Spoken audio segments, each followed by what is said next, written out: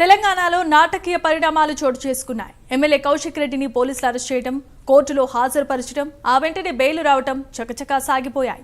MLA Kaushik రెడ్డికి Karimnagar court bail మంజూరు చేసింది. కౌశిక్ రెడ్డి రిమాండ్ రిపోర్టును జడ్జి కొట్టివేశారు. అంతకుముందు కరీంనగర్ 2వ అదనపు మ్యాజిస్ట్రేట్ ఎదుట ఎమ్మెల్యే కౌశిక్ రెడ్డిని పోలీసులు హాజరుపరిచారు. వైద్య పరీక్షల అనంతరం కోర్టు ముందుకు తీసుకెళ్లారు. నిన్న హైదరాబాద్లో కౌశిక్ రెడ్డిని అరెస్ట్ చేశారు. ఆ తర్వాత కరీంనగర్కు పోలీసులు తీసుకొచ్చారు. కలెక్టరేట్లో ఎమ్మెల్యే సంజయ్పై దురుసుగా ప్రవర్తించారని 12 సెక్షన్ల కింద కేసులు నమోదు చేశారు.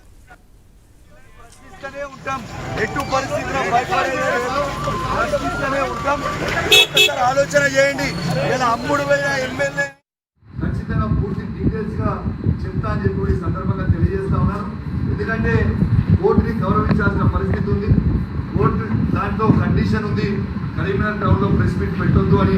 కాబట్టి మీ అందరు కూడా అర్థం చేసుకుంటారని కోరుకుంటూ నా చేతులు జోడించి మీ అందరికీ కూడా, మరియు ప్రత్యేకంగా నిద్ర లేకుండా ఎలక్ట్రానిక్ మీడియా, ప్రింట్ మీడియా మిత్రులందరూ కూడా పాపం నిద్ర లేకుండా రాత్రంతా కూడా కవర్ చేయడానికి మీ అందరు కూడా ఉన్నందుకు మీ అందరికీ కూడా పేరు పేరున నా ధన్యవాదాలు తెలియజేస్తా ఉన్నాను. మరి నా చేతులు జోడించి మరీ ధన్యవాదాలు తెలియజేస్తా ఉన్నాను.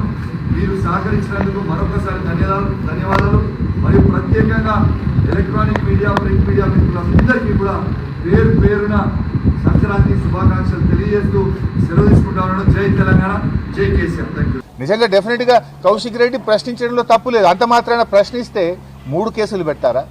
ఒక సంఘటన మీద, ఒక ఇష్యూ మీద 3 డిఫరెంట్ ఫిర్యాదులు ఇచ్చి 3 కేసులు నమోదు చేయడంలోనే మీ ఆతృత కనబడతా ఉంది, మీ యొక్క కక్ష సాధింపు చర్యలు కనబడతా ఉన్నాయి.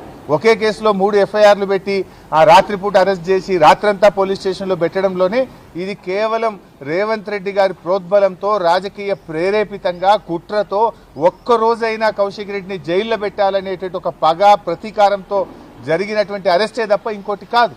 ఇవాళ న్యాయస్థానాల మీద మాకు నమ్మకం ఉంది.